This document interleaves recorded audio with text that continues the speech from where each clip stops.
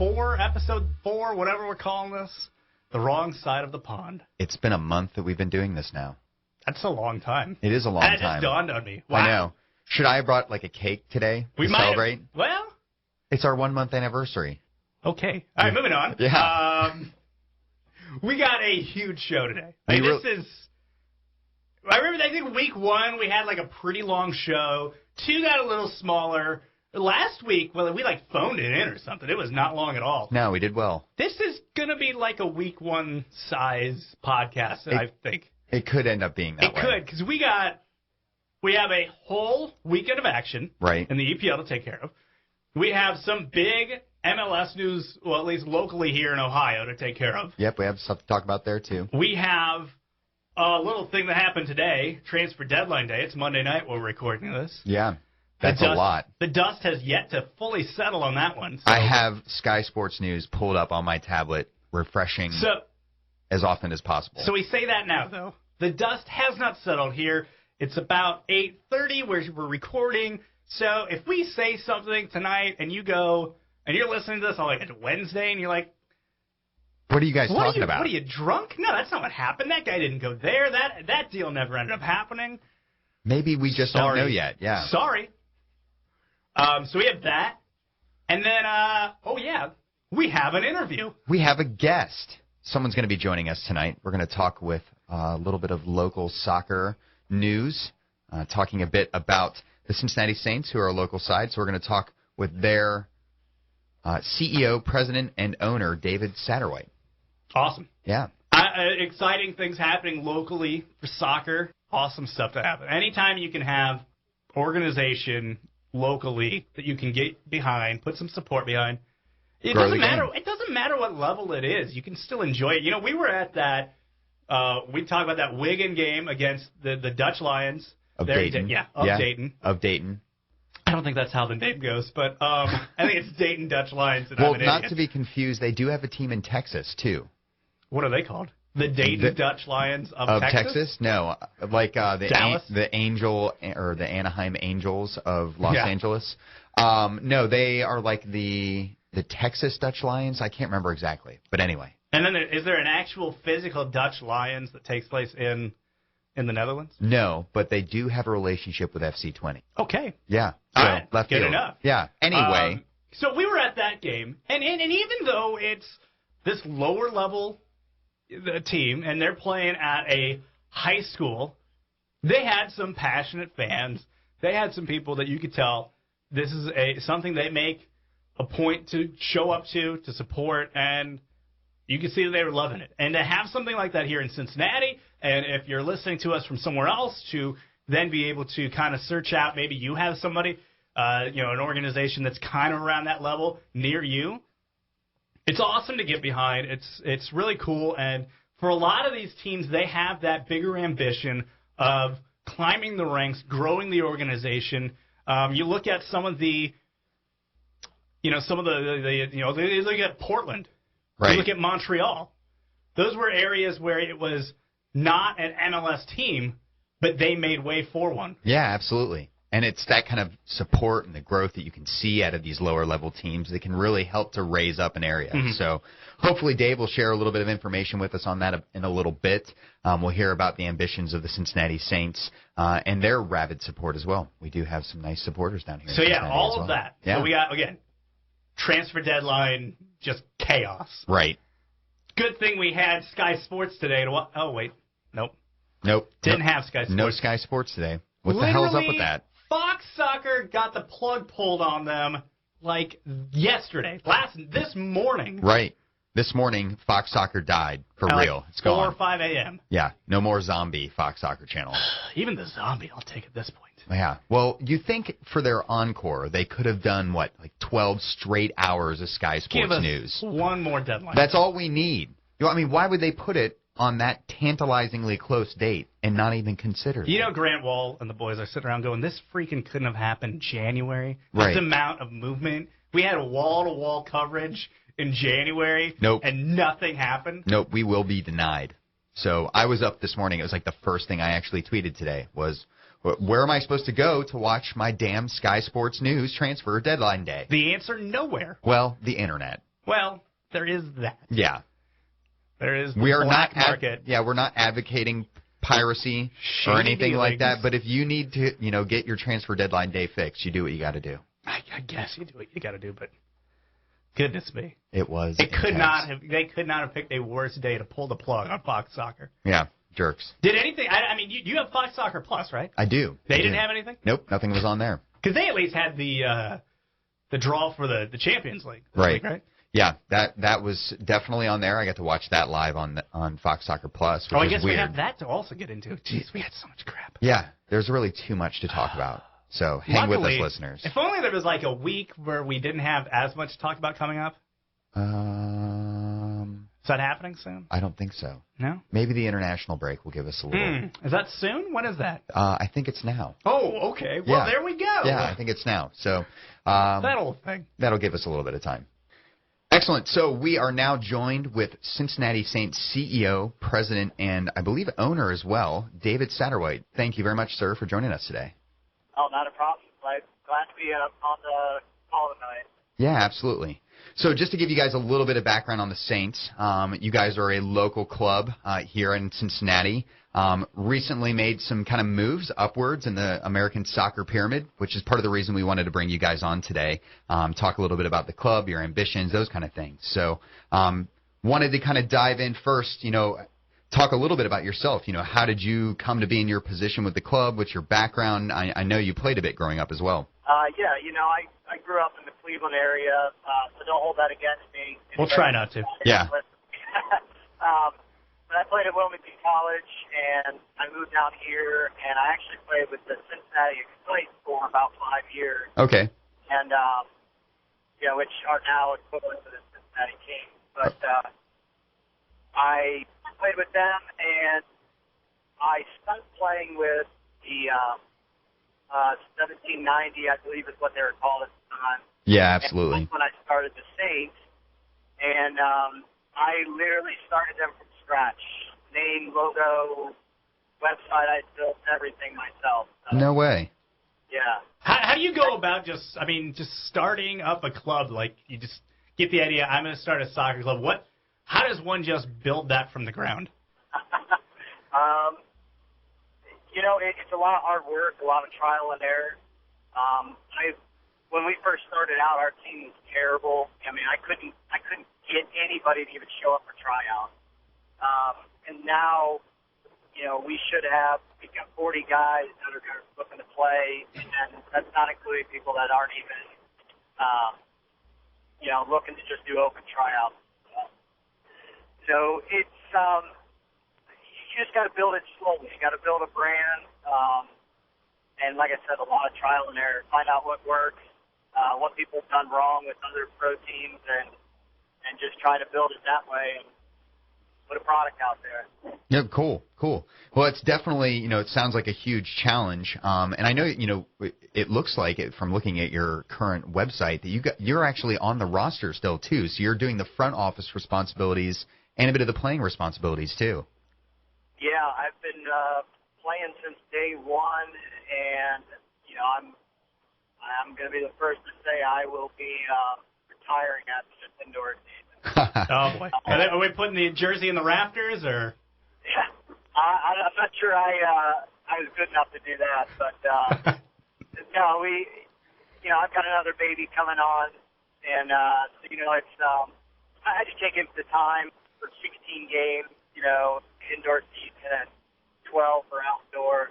It's time for the young kids to step in and prove their worth in the city. Yeah, absolutely. So let's talk about the Saints here. If someone's kind of not familiar with the team or the league you guys are going to be in, kind of explain that to us, what a new person coming into us is going to be looking at here. Well, the goal for the Saints has always been to play high-level competition all around, all year round. So that's why we joined the PASL, National Arena Soccer League, where the Kings have been playing for the last few years, and we've fought out their rights so that we can compete year-round along with the NPSL, playing in that league, playing against some of the top college players and ex-pros and what have you that's playing there. So our goal is to build a full professional men's and women's outdoor team. That is the goal. So outdoor is the kind of focus. Indoor is part of the goal, but it's to get to the outdoor level. Yeah, I mean, indoors, we're already there for indoor. Right. So we've just got to sustain that. And I think that's, I don't want to say it's easily done, but I think it's feasible to do. Right. Our growth is going to be on the outdoor side. There's so much growth in U.S. soccer right now that, we want to be a part of it. And Cincinnati has one of the largest per capita youth organizations in the country between all the select clubs and state soccer. It's a no-brainer that there needs to be a full pro team here for men and women. Yeah, absolutely. So one of the things that, is kind of interesting with Cincinnati, and, it's odd that you bring that up, or good timing that you bring that up, is, we've had pro teams here before. We've had, the Cincinnati Riverhawks and, the Silverbacks who were indoor. And, going back even further, we had some teams back in the 70s as well. So, where do you guys think there is room to improve upon, some of the performances of the clubs that did fail in the area? Well, one of the things that the pro teams, that I was involved with Cincinnati Excite and the Kings, 1790 Express, and I even looked to try and play for the Cincinnati Kings USL outdoor team when they first started. But, they did a lot of things that they promised too much in the beginning, saying, oh, well, we're almighty pro, but they didn't really build a brand, they didn't build a following, what have you. So we're not trying to say that we are, the highest level pro you can get to. Right. We're saying this is what we want to build towards. We need Cincinnati's help, from all the youth organizations, all the people who love to play soccer, soccer. Our goal is to have a full pro team here, not to have guys get paid, $100, $200 a game, but full salary. This is their livelihood, Right. So that's what we're trying to do, and that's what I've done over the last 4 years, and that's why most people have never really heard about it, is that we've never done any marketing. We wanted to build our infrastructure, make sure we could put a good product on the field and a good product off the field before we went out there and said, okay, we're ready to jump into these big leagues and market it. Yeah, absolutely. So would you say, outright that, there's been talk, or you keep saying that having a full-time professional outdoor men's and women's team, within Cincinnati is kind of the goal of the club. Are you guys aiming for something like the USL, who's currently rapidly expanding, or something like the NASL that's going through the same kind of expansion? Well, I will tell you this. If there is a way that I can pull it off, I would love to have an MLS team here. I think the market's there. I think the regional market's there of where Cincinnati's based among many different large cities, Louisville, Lexington, Indianapolis, Dayton, Columbus. Now, whether that can happen or not, that's going to take a citywide effort. Right. We will grow as fast as Cincinnati wants. As long as they continue to support us and we get more and more fans about the game, we'll jump into the USL Pro. I don't have a problem. That's our next step. Kind of the next step from there. Yeah, so you guys are already getting in some good support. I mean, I know you guys have a pretty fervent, supporters group that already comes out and is there. I've been down and seen them at the indoor games. I haven't been down to an outdoor game yet, but you guys do have, it looks like, a good fan base already in place. Yeah, we do. And I'm hoping that we're showing the rest of Cincinnati that we're trying to do this on a united basis. In regards, that's why we brought the Kings. And so we've got that franchise because they had some really good players that could be playing with us, or vice versa. To have clubs segregated, we had two really good clubs separate. But together, we're going to have one heck of a team. It's going to be pretty impressive. Yeah, absolutely. Well, that's great to hear. I mean, the ambition itself is amazing. So, I mean, saying USL alone would be great, but hearing that you guys have the ambition to actually push a little bit further. Go to the mountaintop. Yeah, absolutely. Yeah, I figure we'll try to climb and see how high we can get. And like I said, it's up to Cincinnati. If they want to pack 10,000, 20,000 people into a stadium, you're 30,000. You've got Nippert and Paul Brown there. Eventually we get to a point where the MLS can't ignore it. So, Cincinnati controls their destiny. I don't know. I don't know what to do with this. I mean, you're getting my hopes up. I know as much. Quickly, where if for the people that are kind of new to this whole situation, where can they find you guys? Where are can they get tickets for you? How can they come out and support you now?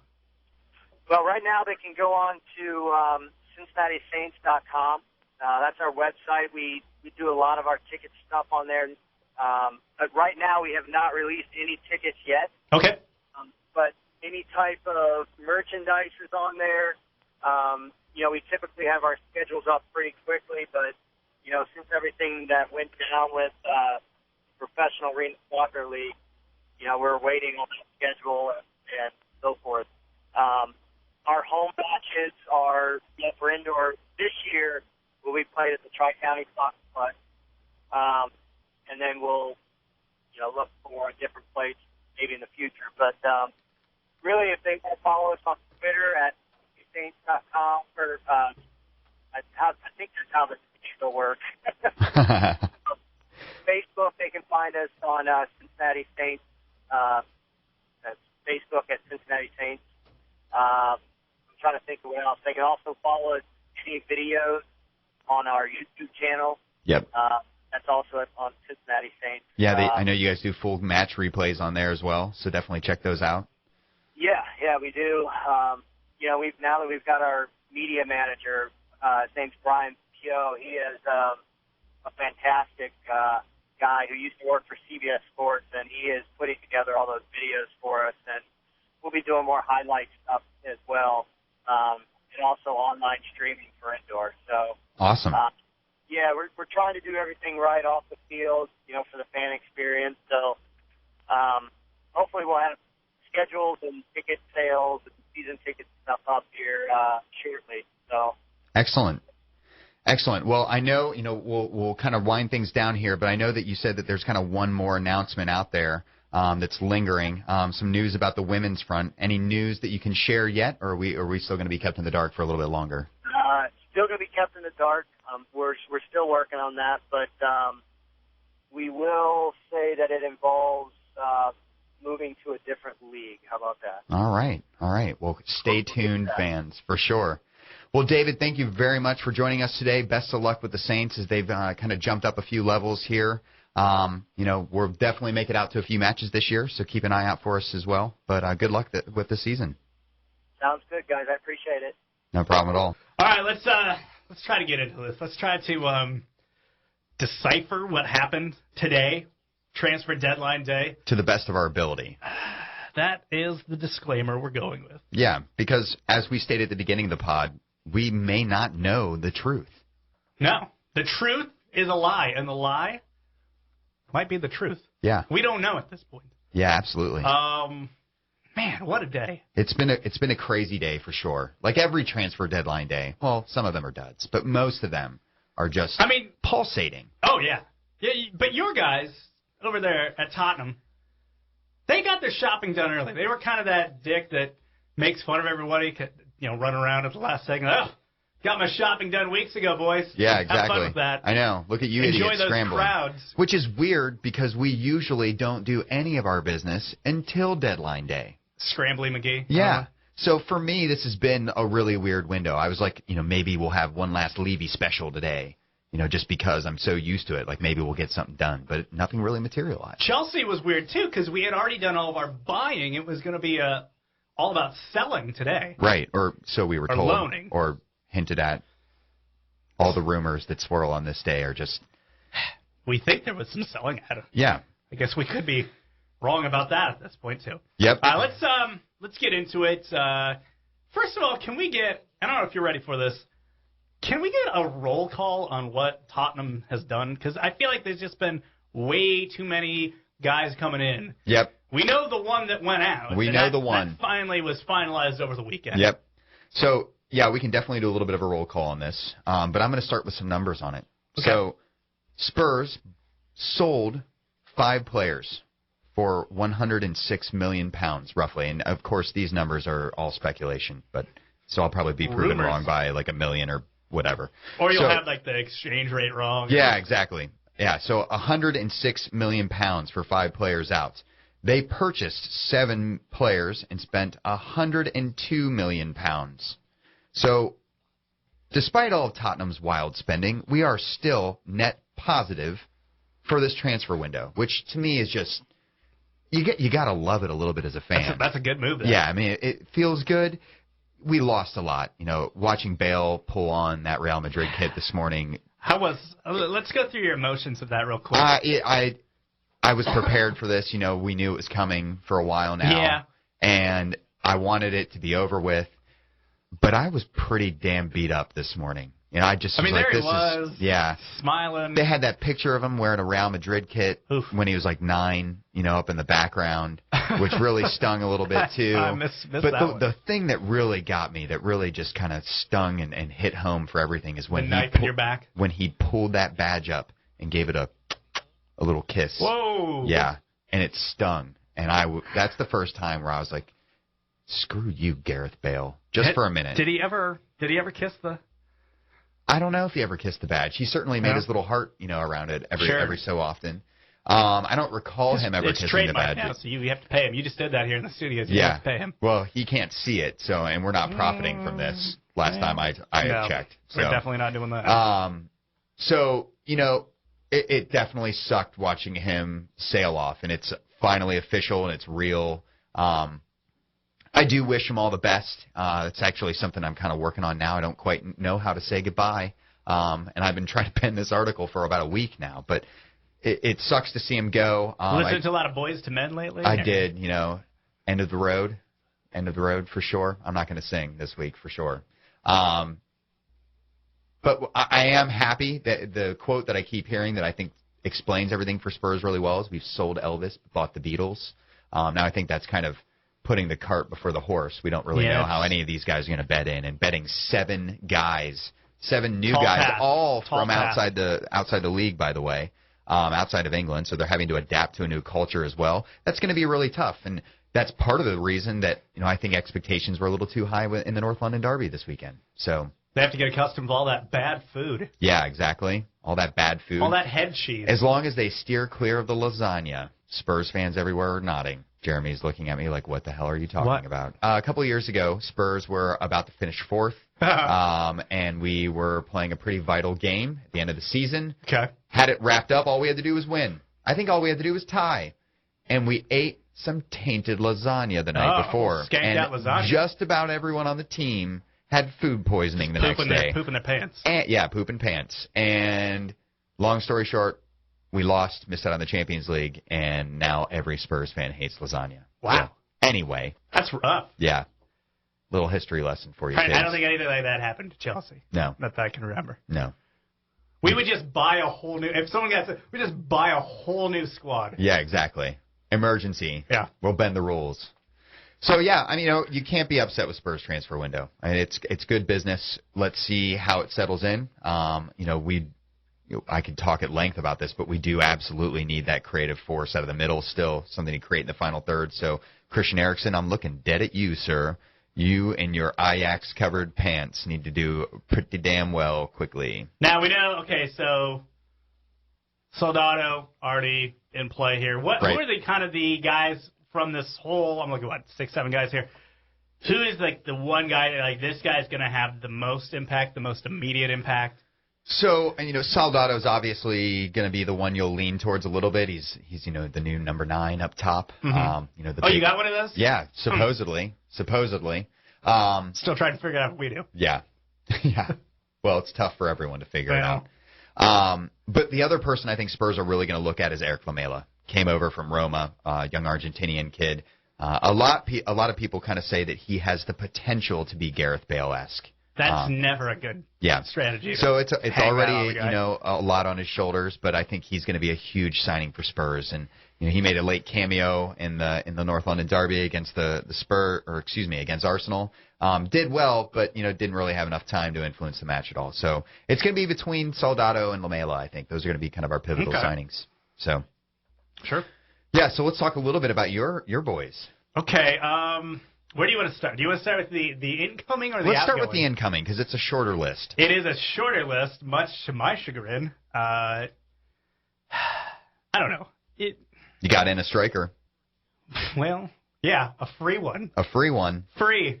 Samuel Eto'o, a guy that I thought we were going after, I don't know, 09, 08. I was going to say 5 years ago, probably. Yeah, easily 5 years ago.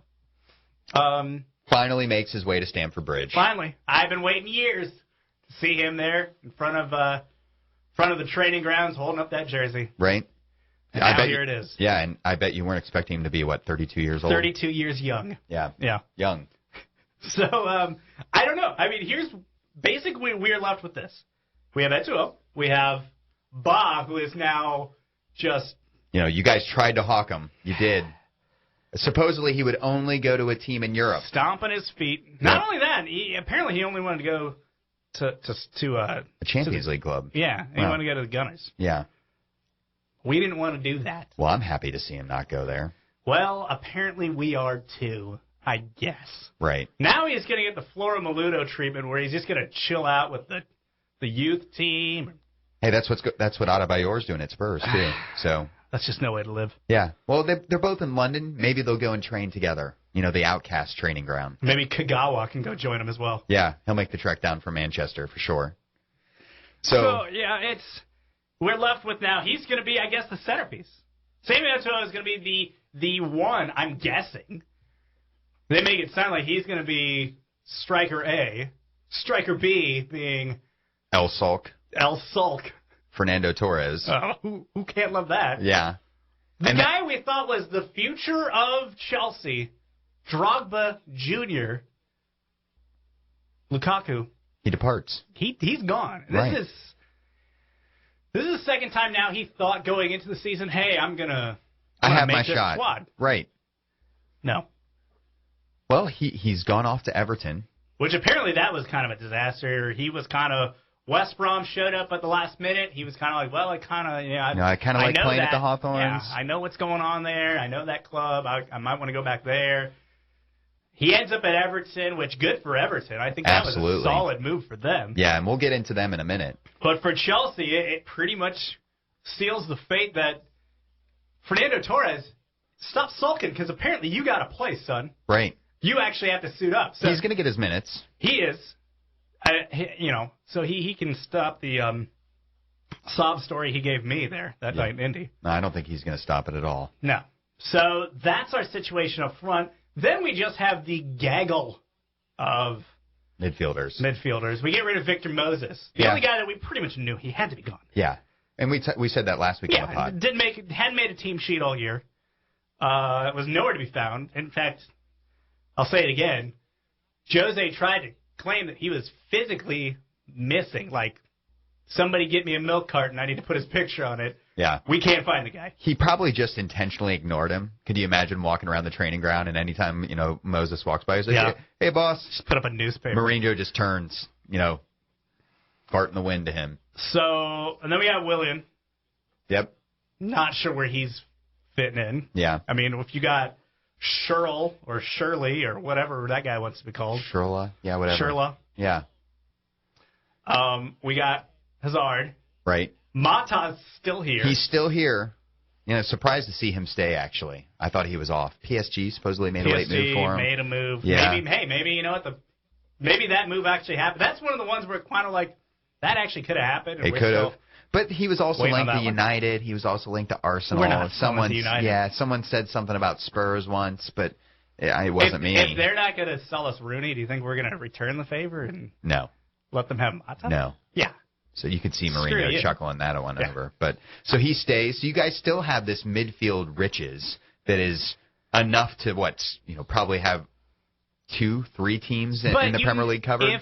If you have seen this before, you know that riches at one position ends up just meaning guys get butthurt that they're not getting the amount of time they want. Accurate. And then they want to leave. Yep. So it just causes a lot of problems. It just causes turmoil within the club. Right. And so that's what we're going to be dealing with till at least January. Well, Torres is going to be leading the charge, so maybe he'll have a little Spanish contingent. So Chelsea's going to need some group therapy. Yeah. So that's what's going on there. We said it was looking like it was going to be selling day for them, and it kind of was. Victor Moses goes to Liverpool. Now, they said they didn't want to send Ba to a contender. That's why they wouldn't make the Arsenal move. Right. They didn't want to go to a rival contender. What does that make Liverpool then? Wait, so are you calling them a title contender? That's what they're calling them, apparently. Well, I think right now we almost have to. Are we really saying this? I don't feel About like we Liverpool? should be. Yeah. They're top of the table. They are You top of the kinda have table. to. Well, that's all, my good buddy Milky. We'll talk about him a lot on this podcast a bit. He's a very ardent Liverpool fan, delusional like most, Scouser wannabes Hey, over but here. you know what? Liverpool, they got a lot. Let's get into this now. They Yeah. have a lot to be happy about. Yeah. They have 9 points off of Daniel Sturridge's foot alone. I know, that's incredible. So this is before Suarez comes back. This is before all these the moves that they ended up making. You sound just like my buddy Milky. That's exactly where I was Goodness. going with this. Turning He was into a- yelling at me all weekend long. So you have to be impressed by what Liverpool are doing right now. Scouts pride. Yeah, I know, right? I mean, they are playing some great football. Daniel Sturridge is absolutely tearing things up at the moment. One-man team. He is a one-man team. All those Liverpool fans shouting that at me last year about Gareth Bale. Well, I'm going to scream it about you and Daniel Sturridge right now until you get Luis Suarez back, and then I'm going to shut up. But they are playing really well. Yeah. And whether or not we can call them title contenders yet, that may be a little premature. We're still only 3 games in. You can always do if the league ends today, Right. they're top of the table. But they get in, but Moses. They've also brought in some other really good players on deadline day. Saku from PSG. Mm-hmm. There was another guy that came in from Spain. His name is escaping me, and it's probably something I will butcher. Elori? Yeah, Elori. I know nothing about him. Thiago Elori. Yeah, Thiago Elori. So that obviously... undisclosed. Yeah, undisclosed. So a bit of a mystery there. But, they've made some good moves this window. They managed to hold on to Luis Suarez, which is obviously a big deal. When he comes back, he's going to be a hell of a player. Now, fitting him into the squad, that'll be another task. But that said, they're looking a pretty dangerous team right now. Well, and the best move they already made before the season started. That was the move they made at keeper.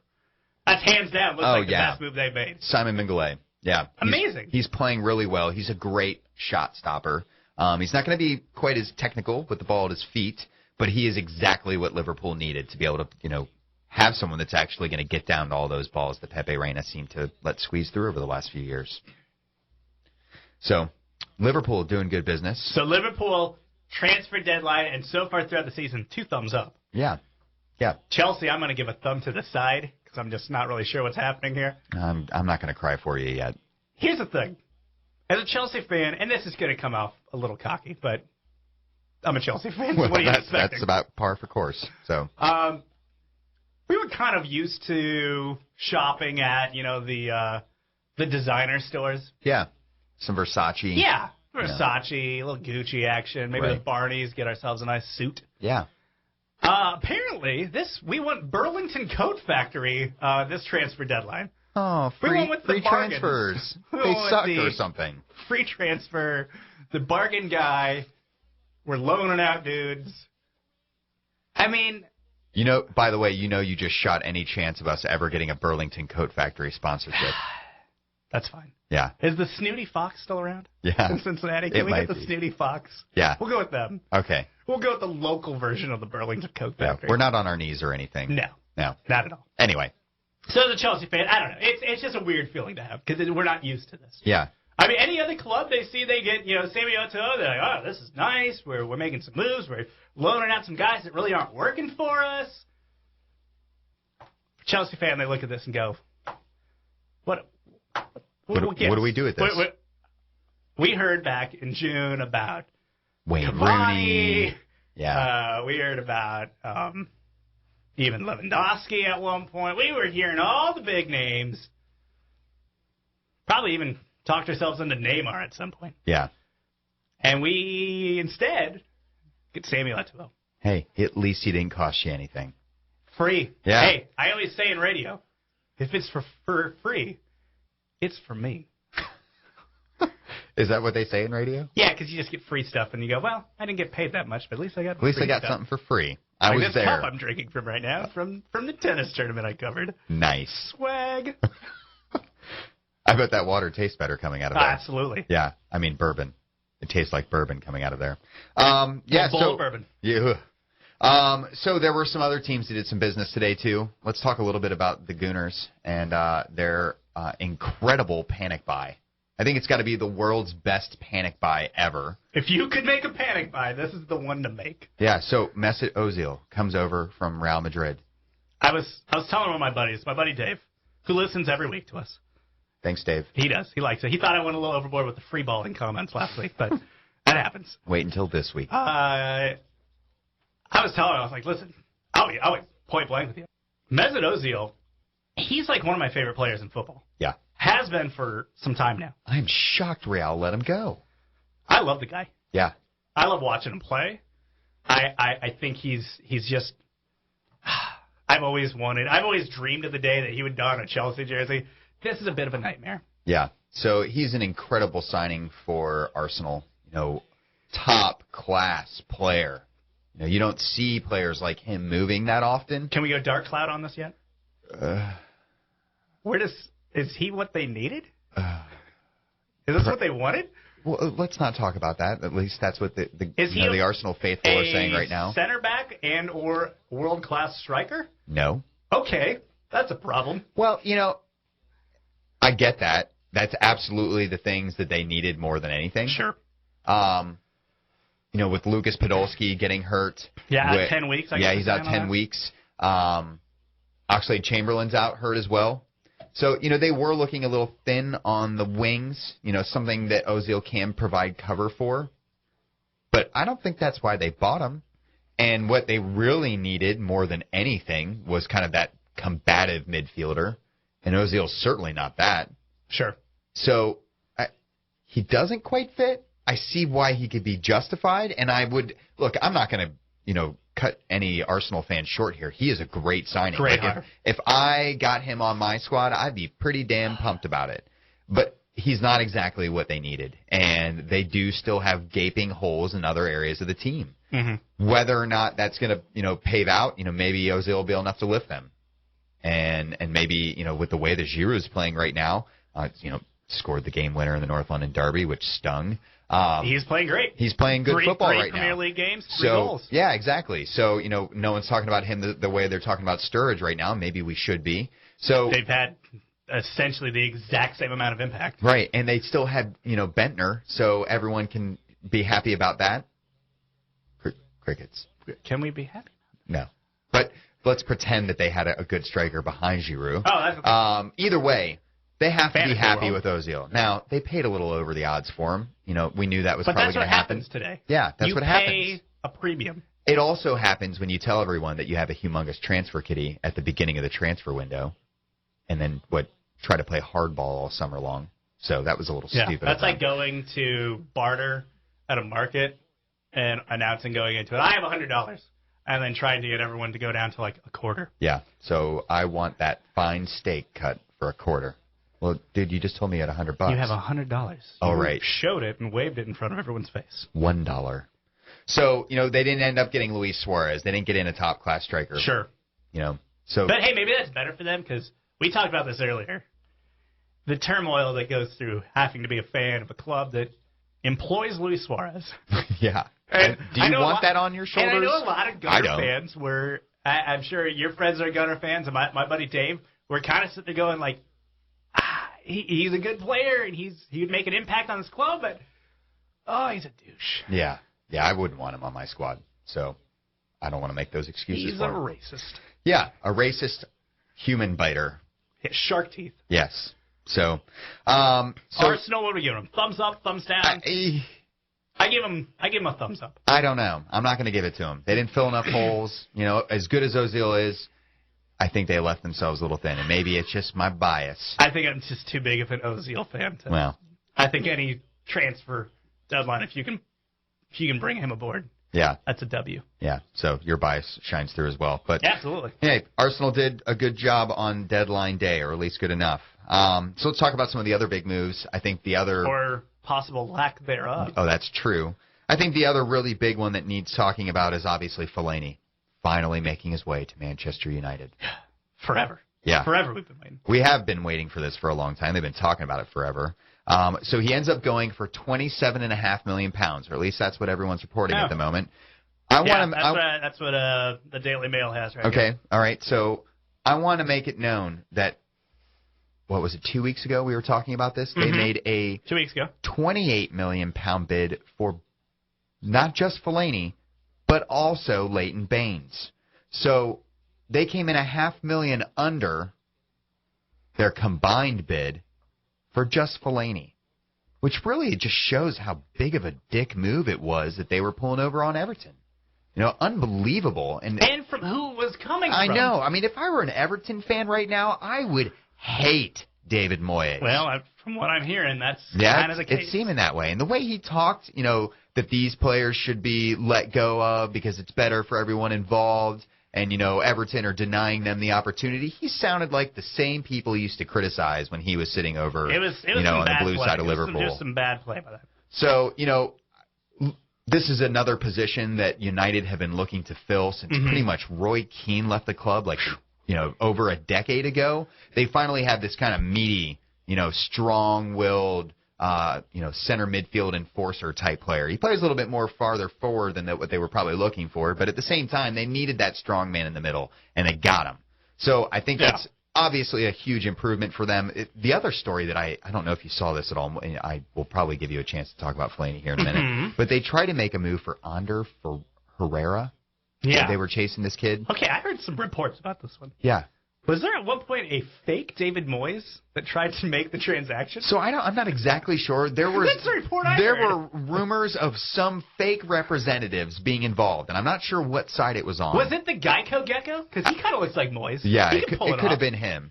So I want to know how I can get in on this game of trolling clubs and, you know, saying I'm a representative. So I'm gonna, you know, just start calling up people in MLS and you know, saying, hey, you know, let's do a deal for, you know, Chris Rolfe.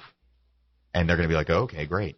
Maybe this was a new marketing campaign from NBC, and it was just Jason Sudeikis. Yeah, it could have been. Who knows? So, you know, Fellaini obviously is the big news. I think that's the one that United did well with. Yeah, but a lot of people are going to look at the transfer window for United and say, didn't do enough. Moyes couldn't get some of the names he threw out there. Couldn't get Ozil. He couldn't get, you know, this person. He couldn't get this guy. Heard they had a late bid rejected for Schneider as well. So, I mean, they were chasing after a lot of big names. Fabregas earlier on. Thiago Alcantara eventually went to Bayern Munich. You know, they publicly went after a lot of these players and didn't get any of them. And I definitely think it makes you look bad. Yeah. Well, it's not just looking bad, but I think it's obviously something that a lot of players are probably a little scared to go to United right now. No one wants to go and play for David Moyes. Because they don't know what's going on. Yeah, and they don't, you know, who's David Moyes? You know, he's never even won a trophy. Yeah. And he's never won a single game in European competition. Right, and beforehand, Sir Alex Ferguson, who's won like a larger trophy cabinet than both Spurs and Arsenal combined, and I'm sure that someone's going to tweet me and tell me that's wrong, but at the same time, it's a completely different class of manager. And I can understand why maybe a top player is a little hesitant to go and play for Man United. So sure, good for you, Fellaini, for being the guy who's willing to give David Moyes another try. Him a go. Yeah, again. Yeah. So I guess did they make much? I mean, I know Leighton Baines' name was thrown out there. Was there ever an official bid today put in? I didn't see anything official, but you know there had to have been one in there. Yeah, I mean there was that bootleg one that they put in for the two of them. Yeah, so I mean, there was a lot of talk of it. There was also, and this is one of those ones that they're not even sure if it's going to go through or not, or if it did go through. Coentrao. See, now I heard conflicting reports. I heard, like, as I was rolling in here, I got a text from a buddy saying, oh, I think that one actually might be dead now. Yeah. But I'm looking right here on the Daily Mail, and they have it listed on their official transfer sheet. So I'm refreshing Sky Sports News as we speak, so we'll see what they have to say here in a couple minutes. But Oh, wait. There's still been no confirmation. This was minutes ago of Manchester United sealing a loan deal to sign Fabio Coentrao from Real Madrid. So they've been linked to a couple, backs.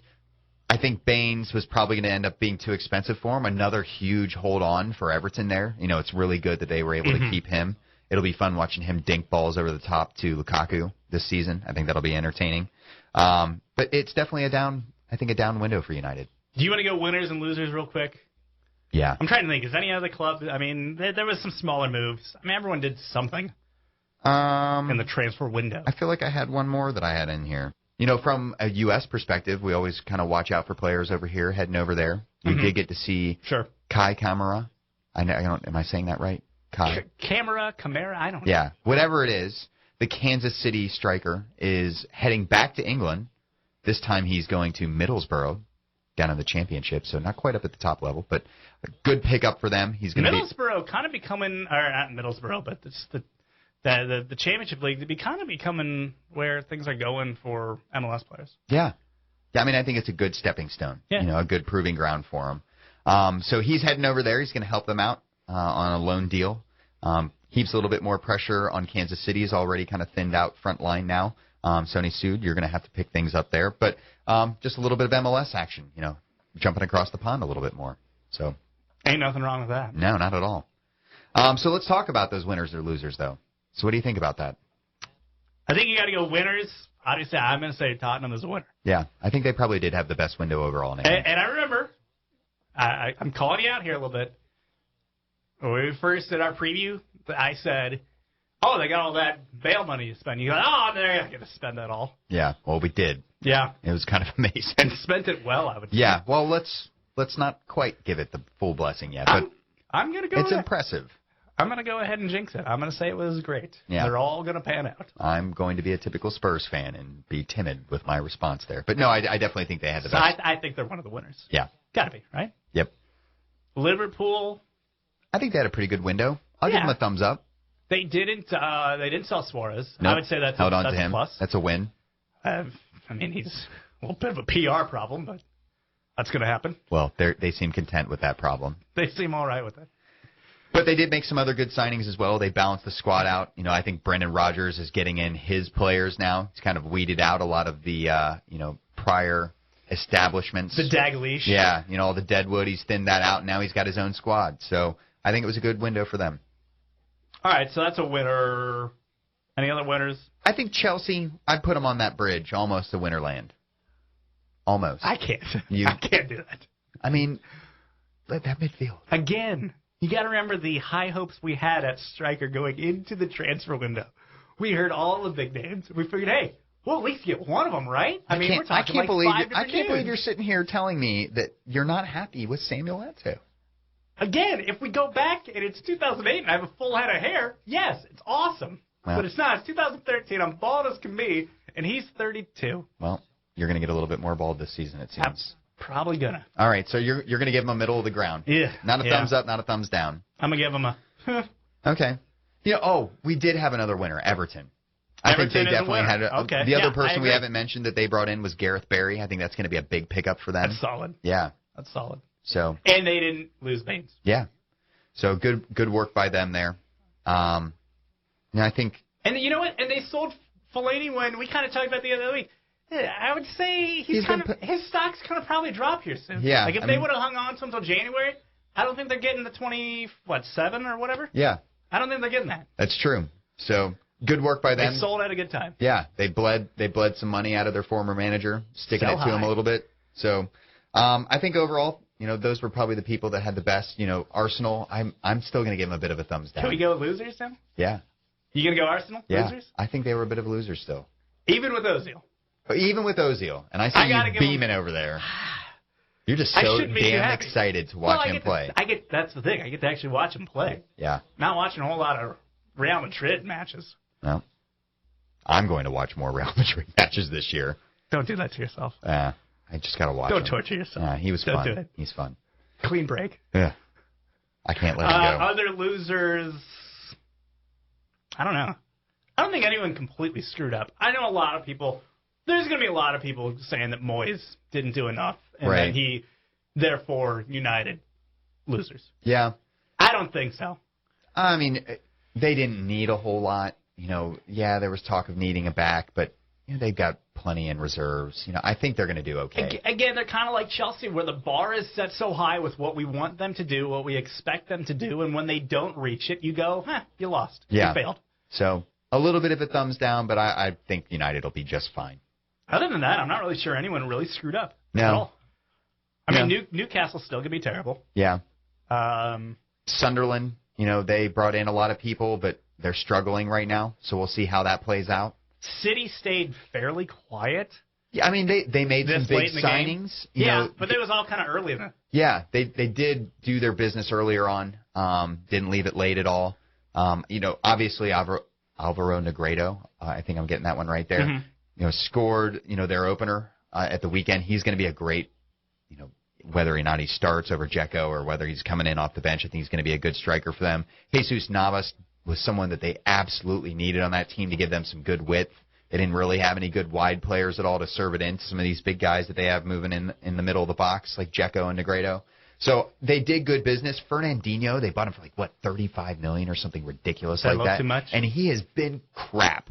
So they have had a bad signing. Yeah, I think he's been a bad purchase so far. 3 matches in, and that one's looking... Yeah, I think he's been shit. But that sucks. Yeah, but either than, they still had a good window. I'm not going to really say that they had a bad one. But okay. And I think, their biggest signing was bringing in a new manager in Pellegrini. But, they did okay. So I think overall the top, 8-ish teams really did decent business as far as, what they were going to do. Arsenal, I said that I would give them a thumbs down, but I think the top 8 of this league is going to be super competitive this year. Oh, one last transfer I forgot to mention. Odom Wangi going to Cardiff. Do you think he drove himself down and sat in their parking lot just waiting for it to happen? I think he learned from that mistake. There's these thing called paparazzi, so they have cameras, so they're going to be waiting on you. Yeah. You can only imagine that when he was about to make that move, the club was saying, don't you dare show up until we tell you to. We will send a driver with tinted windows, and you will sit in the back, and you will show up when you need to show up. Yeah. So... Don't chill out in the parking lot like you're some loitering teen. I know. Hey, I think they're going to sign me. I'm in your parking lot. Just sign me already. I wonder, did security at any point come by and say, "Can we help you with something here?" I can't remember how that really played out. I know he signed a bunch of autographs and stuff. A bunch of kids were there. Well, the media was there too. Yeah. So, the transfer window. It's crazy. We get to, let some of our transfer dreams, and of course, this is still going to sift out, but we get to at least put that on pause for a little while. And I mean, if you're one of those clubs that you felt like your team didn't do enough, or you felt like your team made some bad moves, you kind of sit here right now, especially if you're listening to this Tuesday, Wednesday, whenever, going, stuck with this till January. Yep. Just whatever decisions were made, ride it out. The guys on paper are who you're stuck with till January. So let that sink in. Yeah. Hopefully it was good for you. Hopefully. All right, let's get into some actual live action foosball that happened on the field. Yeah, some stuff happened this weekend, I think. Where should we start? Think? Yeah. Do you want to start with the crap on Saturday or the interesting of Sunday? Let's start with the crap. All right, sounds good. Okay. Manchester City, excuse me. Yes. Hull City, no. Yeah. I think Man City looked a little muted in the first half. Negredo getting one of those goals, so a signing, making a name. Making a name for himself there. Yaya Touré's free kick was just breathtaking. It was probably the most perfectly placed free kick I have ever seen. That said, I thought City looked a little wishy-washy for most of the game, didn't really assert themselves until later on. Hull, I think, are going to give people some trouble this season. Yeah. We all kind of hate their ownership right now for them forcing a change of the name on the club. Name. Yeah. Goofy MLS But I think, they're playing some good football right now. They look the better side, I would probably say, in the opening 20, 30 minutes or so. So it was an unfortunate result for them. I don't think the scoreline really tells the full story. But Man City did squeeze it out. So Cardiff City 0, Everton 0. Snooze fest. And now we're going to get to the snooze fest. Yeah, I mean, Fellaini was definitely mailing it in. You could tell he did not want to play for that club. Yeah. The battle for who could suck more. Yeah. Fulham wins that one as they lose 1-0 to Newcastle. Yeah, Ben Arfa, it was a nice goal, but he clumsily made it happen. I mean, he got stuck and Sure. 50-50 ball went his way, and then he had a brilliant strike, and, one out of every 20 shots that he takes does that. But they managed to squeak by, so Yeah. Newcastle. Hey, they got to win. They did get a win. Let's talk about the two of them real quick, because I know these were two teams that at the beginning of the season, during our preview show, you said these are bubble teams as Right. far as relegation goes. Yep. We're 3 games in, and you're kind of being vindicated on this one. I know. I mean, they look bad. Fulham look really They bad. look absolutely they terrible. brought in a bunch of, I was calling them last week like Spurs light. They had a bunch of ex-Spurs players and, Adel Tarap and those type of players coming in. He's really been pretty poor for them, uninspired, the kind of the way he was playing for QPR last year. They look bad. They're in trouble. What other boring games were happening that day? Norwich City 1, Southampton 0. Yeah, pretty much what the story there was. Nathan Redmond with their goal. Yep, 19 years old, first in the Premier League. Pretty cool. Pacey little winger. Looks like he's something for the future. Keep an eye on. Norwich has been a bit confusing so far. Yeah. Honestly, their best performance was week 1 against Everton, which Yeah. was a 2-2 draw. Yeah. But then again, is it that good? Because Everton is kind of crap. That's true. They were crap. Maybe they'll be a little bit better now. But I agree with you. They aren't really impressing. They're not really unimpressing. And they're a team that a lot of people thought would kind of be this dark horse team to have like a good, top 10 finish. Top in the finish. 10, yeah. What else happened boring?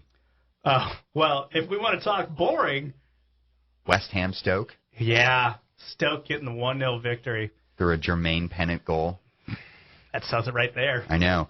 Stoke did. I watched a little bit of this game, not all of it, because who wants to watch all of it? But Right, yeah. Stoke actually looked like a bit of an attacking side, which was kind of weird. We Not really their game. Not at all, and that's what Mark Hughes was brought in for. He was brought in to make them a little bit more pretty. So it started to happen, but it didn't really happen. It was pretty ugly. West Ham, I just don't know what to... This is another team. I'm just like, what are you? Yeah, no one really knows yet. You've looked great at times, and you've looked like crap. They didn't really do as well in the transfer window as you'd hope as well No. either. But So- you know what? That's what they looked like last year. Yeah, it's they true. looked great at some... They beat Chelsea 3-1 early in the season when Chelsea were kind of riding high, Yeah, and then they would play crap right afterwards. that's true. Well, that's kind of Big Sam football for you. Big Sam Allardyce. The only quality game from Saturday, and luckily it was your nooner there on NBC. I know. This is the really exciting matchup. Crystal Palace versus a Josie-less Sunderland. I am panicking. That's a problem. We're going to need to discuss that here in a minute. Yeah, we need to. But no Josie in the starting lineup for the Black Cats at all. They looked pretty abject again. They brought in a lot of people. They've not really done a whole lot so far. They've not looked impressive really in any of their matches. And I had kind of hinted at them being my surprise team this season. So while I was vindicated in my predictions on who was going to suck this year, I didn't really hit the nail on the head when it came to Sunderland there. Would you say that Crystal Palace, at least in that final 45, ran roughshod on Sunderland? Yeah, they did. They're a fun team to watch at home too. Their support is awesome. And the second there that O'Shea got sent off, it was ball game. Yeah, and the pacey young winger we were talking about, another one of those a few minutes ago. Seeing Gale scoring that penalty for them, he looked really good today. I was joking with some. That's a guy I think that a lot of people are going to really fall in love with. Yeah, I think so. I was calling and talking with a guy on Twitter about that. He looks like an albino version of Oxlade-Chamberlain. Yeah, he kind of does. Like a quasi-albino version of Oxlade-Chamberlain. Yeah, no, I definitely see that. So, I liked him, though. It was a fun game. I think that was probably the only enjoyable game on Saturday. So, well, at least NBC picked it right. Put that's that true. On the network.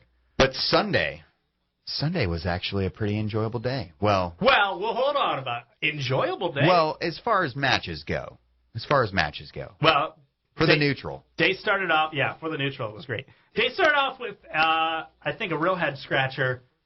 Liverpool 1, Manchester United 0. Again, Daniel Sturridge, the goal scorer. Offense. Yeah, he is the offense. One-man team. An incredible goal, too. his body control on that redirection on the header was that at Chelsea? Oh, well, you guys never let him off your bench. We did occasionally. Yeah. And we told him, hey, you do what we want you to do. Stay out on your wing. You're like the girl on the co-ed team. We just got to pass it to you once before we go to score a goal. Oh, man. Someone's going to get angry about that comment. That's a rule. Hey, you know what? If you don't like it, then exactly. You should yeah, if you want to be mad at anyone, fight the rule. Fight the rule. Don't be angry with us. The rule. But yes, that is a bit how it looked. So Liverpool, they did look really good. Moyes cannot win at Anfield. No, for the life of him. He can't. It's really just something he can't do. It wasn't an Everton thing. No, it's a Moyes thing. It is a Moyes thing. United looked rattled, didn't they?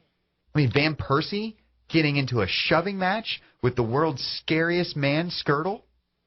What is he doing that for? Manchester United, out of their 3 league matches, have actually only scored in 1 of them. That's kind of incredible. Again, I'm talking about that being coupled with a less than exciting transfer deadline for them. Right. You got to believe that there's some people there in Manchester hitting the panic button a little bit. Yeah, so I was definitely patrolling the message boards after that result to see what was going on. There were absolutely Moyes out comments already. Was it a hashtag? Yeah, I think it was a hashtag. But that said, it's amazing and kind of enjoyable watching United fans turn on their manager this early. Something we haven't seen in because 20 for so years. long they've kind of pointed at everyone else that's quickly dispatched to managers and their fans turn on them. We would never do that at United. We support our managers. Yeah. Mm-hmm. Of course you're going to support the managers that are winning all the trophies for you. So deep down, I think I'd kind of hope that we'd have a little bit of havoc this year early in United's schedule to see what the United fans would do. And so far, some of them, not all of them, but some, are getting a little miffed. It's like the guy who's married to Giada De Laurentiis saying, I always love my wife's food. Well, yeah. Yeah. You would. You would. Yeah. But now you're in our shoes. I know. So it's kind of fun watching them turn on it. So, but Liverpool, my hat's off to you guys. You're top of the league. Three shutouts, 3 Daniel Sturridge goals. That's all you need. That's all you need. Get that Sturridge goal and then park the bus. All right. So let's talk about the less enjoyable portion of Sunday. Swansea 2, West Brom 0. Oh, West Brom, yeah. boy, you needed Lukaku, and it's now not happening. Yeah. Bummer. Yeah. All right, moving on. Yeah, that game. I forgot there was even another game. Well, it aired at the same time. I know, it really did. Poor planning by the Premier League. So North London Derby.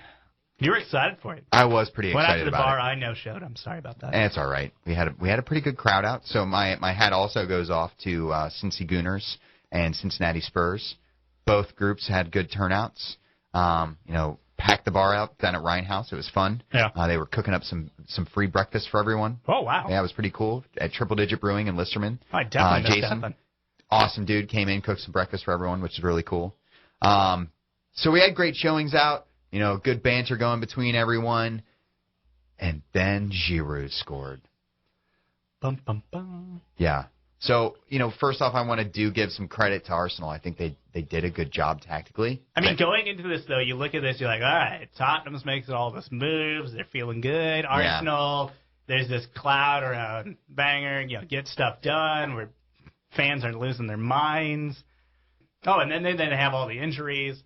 Going into it, you're thinking Tottenham's going to roll. Well, Tottenham's going to get this one because Arsenal's kind of in disarray a little bit. Yeah. Behind the scenes, at least. I think that's what a lot of the people that haven't followed this derby that closely last... It was kind of the narrative being brought out there. Yeah, I mean, everyone was. The pressure was on Arsenal, for sure. They'd had a crap window to that point. Crap window. Opened up with a horrible loss to Villa. And, they've done fairly well since then. They had a couple impressive showings in Europe. Did well in their last outing. But, the pressure was on them, and their fans were ready to turn and light the stadium on fire. By the way, a Villa loss that keeps looking worse by the week. Yeah. The worse Villa plays, the crappier that loss I know, looks. it really does make them look worse. But Arsenal got it right this day. And anyone that has been watching this game closely over the last few years knows that Spurs struggle at Arsenal. And Arsenal always seem to find a way to get through when we're playing them at home. I mean, shoot, the last 2 times we played there, we lost 5-2 in both matches. So I had optimism going into this game, but I was also ready. You knew the history. I knew the history, and I knew something could actually happen. So, and let's be honest, not all of our signings even had the opportunity to get to play in this match. Sure. So, I'm disappointed, but I'm not upset.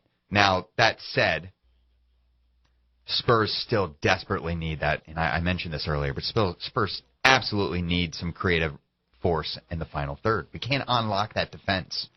So I kind of called him out earlier, but someone like Christian Eriksen, new guy that came in from Ajax, or Lewis Holtby, who we brought in last season, those 2 guys really need to step it up for us. Otherwise, we're going to be still on this streak of not scoring from open play. That's not good. That's not what you wanted. All right, I guess that kind of wraps up the premise. Past week's action. Looking forward to the next time they play, which starts on the 14th of September. Not a whole lot of great matches. Chelsea-Everton will be interesting. And that is the 12:30 NBC game. So NBC now going to go 3 straight weeks with a game on the network. It's pretty awesome. Again, and don't want to kick a guy while they're down, considering they did die today. When did Fox ever do that? 3 weeks 3 in a weeks row? in a row? Don't think it ever happened. Don't think that ever happened. Especially at the start of the season. Further kudos for NBC. Golf club. Yeah. All right. Big news happening at MLS, at least here locally in Ohio. Let's move to that. So, something that's... Bombshell today. Yeah, bombshell Again, drops. we're recording this Monday. Yeah, so it is Labor Day. At 9:45 a.m. on Labor Day, when many, many fans were still probably sleeping. Which were about 12 hours ago. Yeah. The Columbus Crew finally dispatched of one Robert Rosica. He's finally gone. What are you going to do with all gone. those hashtags? I don't know. What is that? What am I going to do with all of the witty, sack Warzika, Warzika out, all these hashtags that I've been using for months and months, and everyone's been using over and over again? We no longer have to say that as Crew fans. I hope you didn't make any shirts. I didn't. Because those are going on I did. closeout prices. I was now. a little shocked. I actually wrote an article about this. I didn't expect him to go until the end of the season. His contract ran out at the end of the season.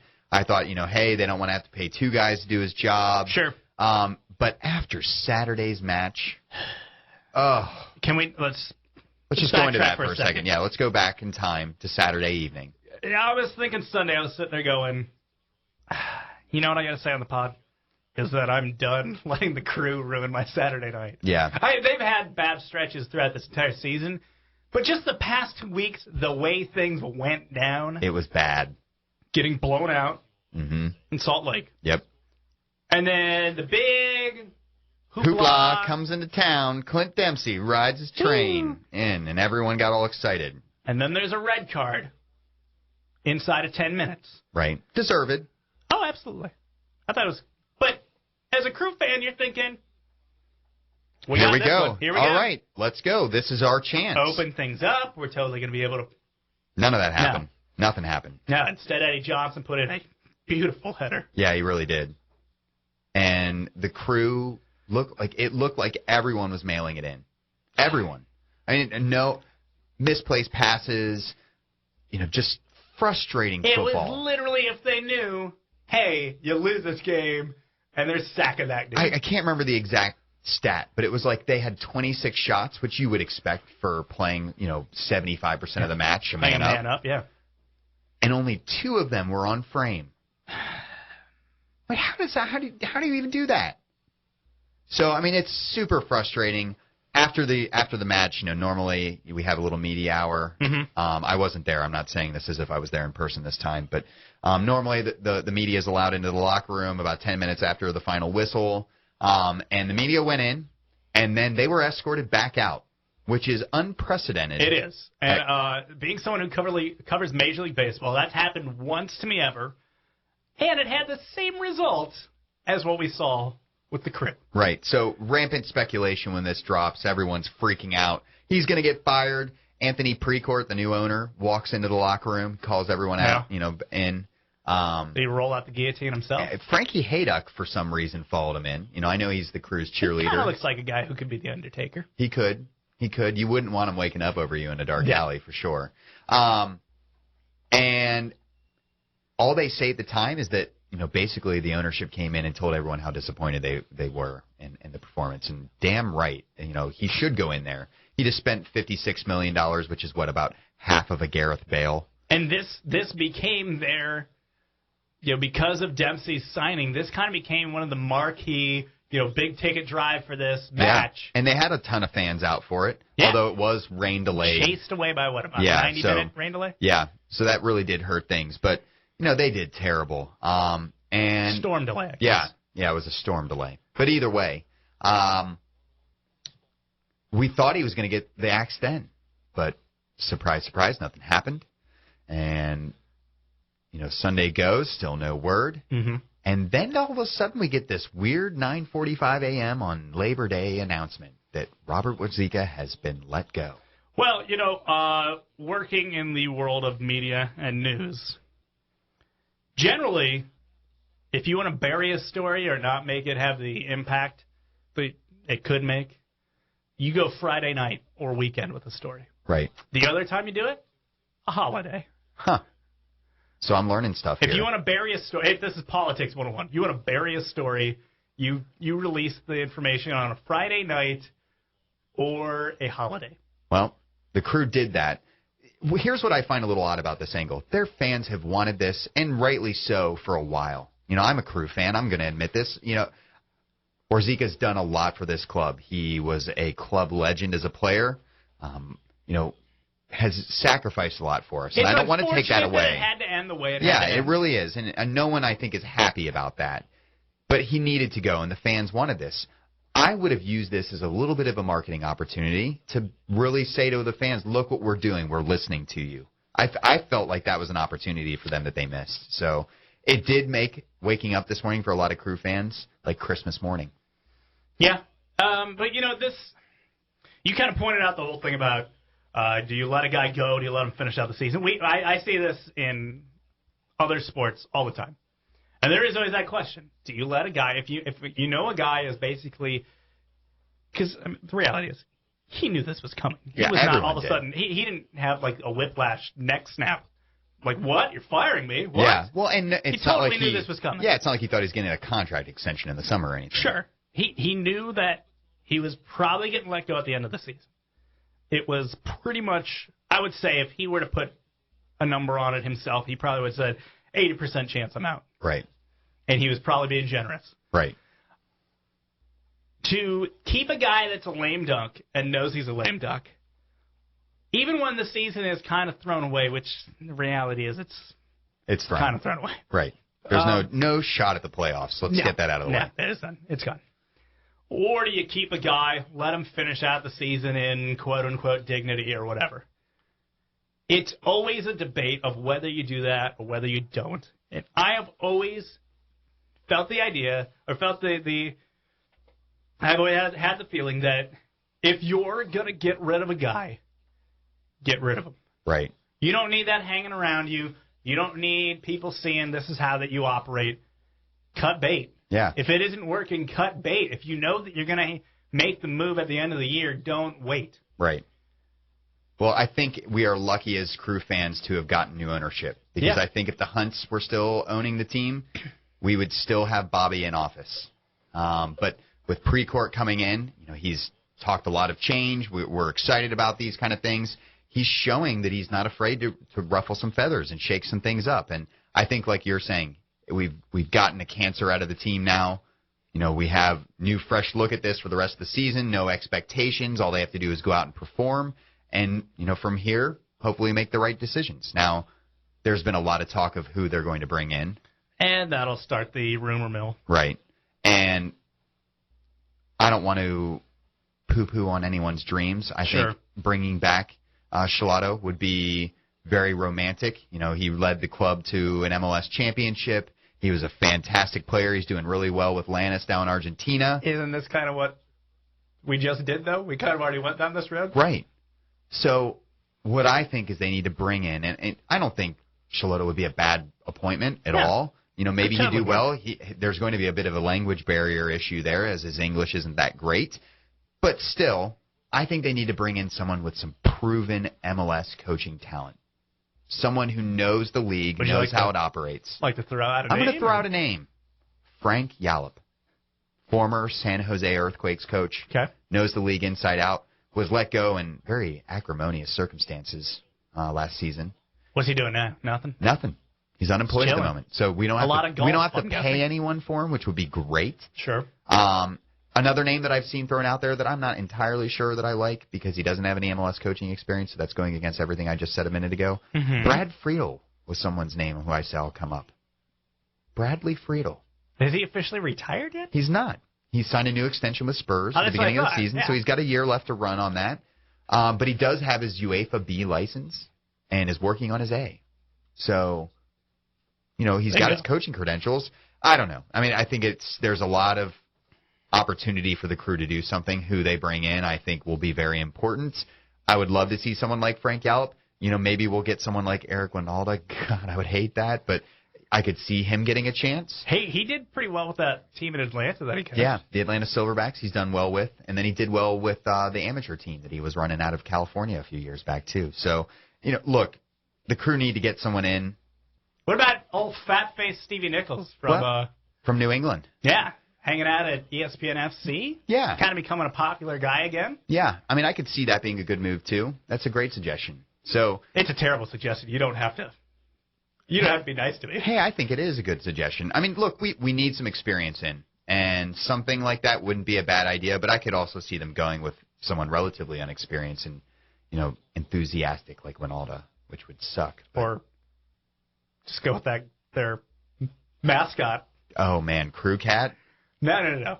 Their human mascot. Frankie Hayduck. I don't think Frankie needs to be taken over. Awesome dude. I mean, if you ever get a chance to meet him, he is a dude. But for sure, I don't think he needs to be coaching like that. I like when they hired him on and he cracked a beer right there at the podium. Yeah, he's awesome. That was pretty sweet. I mean, he is a fan's man. Everyone loves him. So the Crew, more changes. More changes on the way. Changes in the good. Yeah. So rejoice, Columbus. Rejoice. Hopefully things will turn around for us. Things are coming up, Crew. Yeah. So we've made it to the end. Uh-huh. Let's talk a little bit about stuff that's coming up. Okay. We have international break. Right. Our first one of the year. It feels like it's coming a little too early. It always comes a little too early. You're never ready for it because you're just finally like, all right, all right, we're back in the Saturdays. Nope, stopping it again. Yeah. So we do have the international break. There are some obviously really big games going on. World Cup qualifying. Columbus? Yeah, there is a really big one going on in Columbus. If you didn't know about it, it's called Dos a Cero. It is the USA-Mexico match. You will see Wrong Side of the Pond live and in person at the match. You'll also be joined by my ticket giveaway winners. I'm TBA at this point. You're TBA. Still waiting. Apparently they were a little bogged down with the credentials. Ooh. They're pretty tough getting credentials for that match. Yeah. I got the Jamaica one with no problem. Yeah. So, we'll see. Well, if not, I might be out of the country anyways, so not that big of a deal. Yeah, well, hopefully we'll get you there. Hopefully. So I'll just stand outside shirtless and just shout, wave a flag all night. Avert your eyes, listeners. Avert your eyes. I'm very pale. I ain't hairy for some reason. Yeah, well, so we'll definitely be up there for that. I'm going to be up the night before, kind of patrolling, seeing everything that's going on. So by patrolling, you mean drinking heavily at bars? Yes. Okay. And trying to rub shoulders with other social media and media If you experts. meet Ian Dark, you got to get a picture. Oh, yeah. I also want to give Alexi Lawless a hug. I have met Alexi Lawless before as a child. Oh, yeah? And I have these awesome pictures where he's got the goatee. This is at the 94 World Cup. Sure, long hair. Stayed at the same hotel as them before their first match. Dream experience as a child. Absolutely. So I want to recreate that picture exactly if we can. I'm going to bring some fake potted plants because we had some in the background behind us. You know, if Alexi, if you're for some reason listening, I promise. A lot of. I promise I'm not a stalker. Boy, this is creepy. Yeah. But I'll definitely be up there the night before. This is going to throw our podcast schedule into a little bit of disarray. Yeah, we were talking about that before we got started here. We're probably looking at a Wednesday night record, Thursday-ish, morning day, whenever. Yeah. Getting it up there. Yeah, absolutely. Which will be good because, I mean, obviously, USA-Mexico is the biggest soccer event, at least as far as we're concerned, that's coming up in the next week. Yeah, there's nothing bigger for me. Nope. Now, that said, I'm also going to be in Texas this weekend. So if we do have any Texas listeners, I'm going to be both at the FC Dallas match on Saturday. Mm-hmm. Who are they taking on? They are taking on the Vancouver Whitecaps. Okay. A team I've never actually seen play in person, so I'm kind of excited about that. For my Wrong Side of the Pond Stadium tour, Stadium Guides, I'll be down there reviewing FC Dallas Park, so formerly Pizza Hut Park. We know what happens in the bar guide. Right. Obviously, you tell us, what's the situation there as far as when they open, what kind of beers they got, if there's supporter groups that meet there. Right. For a stadium, what are you giving us? So I'm trying to, we actually have people traveling for matches in this country now, which is something that was kind of foreign to us for a while.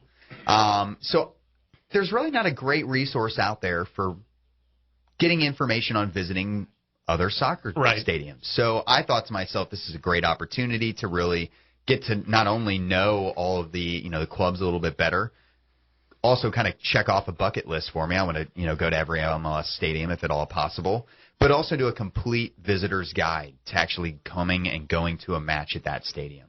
So any Columbus crew, anyone coming up to Crew Stadium for this USA-Mexico match, definitely go out and check my guide. It not only includes things on like where you should sit, and I know you can't do that at USA-Mexico. No, it's a bit tight. And what type of food you can expect and the beers you can expect at the stadium, but also things on, where you should stay and, what parts of Columbus are actually good places to be at. And I want to look at all those different aspects. And we're not only talking to the clubs and getting their perspectives and showing you shots of their locker rooms and getting down on the stadium pitch so I can get a nice 360-degree picture for you guys. We're also looking at all these other aspects. So definitely check this out. But I'm going to be hitting up Dallas on Saturday, and then I'm also going to be going on Sunday to Houston to check out the new BBVA Stadium. I'm sure that won't be too warm. No, not at all. But we'll be watching the Red Bulls down there as well. So I'll be there. Good deal. And then flying right back in time for Columbus so we can talk about that all on Wednesday. For us, USA-Mexico is kind of the zenith. Yeah, it's kind of the beginning and the end of. Yeah, my focus is pretty much entirely on that. Yeah. So, predictions? Say 2-2 draw. 2-2 draw. Yeah. I was also going to go with a draw. Really? I was thinking ones. Yeah. So, I could see it happening. I think we're getting a little optimistic, hoping for another Dos a Cero. It would be super sweet if it happened. But well, we kind of mentioned it earlier. Altidore, we're not sure what the situation is there. Yeah, he was going to have a full medical today, I believe. Yeah, so we'll see how that turns out. Everyone's calling for the young Aaron Johansson, the young Icelandic kid that we just brought into the team. For him to start, I don't know if he's going to be able to handle the pressure like that, but we'll see. It's a big one to be throwing him into. Yeah. So it'll make things interesting. Is he in the... Yeah, I think Eddie Johnson is in the squad, so we might see him get a run out, but Landon Donovan's back in the team. I feel good about that. I feel good about that too. So, hopefully we'll have a healthy Josie, but I think a positive result. Did someone else go down in the game this weekend? Brad Evans. Yeah, Brad Evans won. Yeah, we did lose him. He limped off. Yeah. That's not good. So that does hurt a little bit too. So, Mexico obviously have the pressure on them. We're sitting pretty well as far as qualifying is going, and they need to pick up some points. So the pressure will definitely be on them a bit. But I think... I don't know. Do you think that they've kind of turned the corner a little bit as far as their crappy play went? Yeah. I think they needed their players to get back into their seasons to kind of get everything running a little bit better for them. So, they're going to be in better shape than I think they had been. But I'm going to call it right now. One of the goals, because I'm saying it's a 2-2 draw, one of the goals for USA will be scored by Liga MX superstar DeMarcus Beasley. You think so? I'm just going to go out on a limb. I'm feeling it. Feeling it. From the back. Old school Beasley style. Old school Beasley. Bringing it like it's, like it's 2002. Like he's in his mid-30s and from Fort Wayne. 2 negatives. Yeah. All right, I think that wraps it up. Yeah. I don't know what else we have. International break. We're all going to try to survive it. Good luck surviving the rest of transfer deadline day and what may or may not come. Well, send out our corrections and retractions on everything we got wrong on this pod. That'll be on the blog. All right. Looking forward to it. It's been fun. See you, kids. Have fun in Texas. Yeah. Bye. See ya.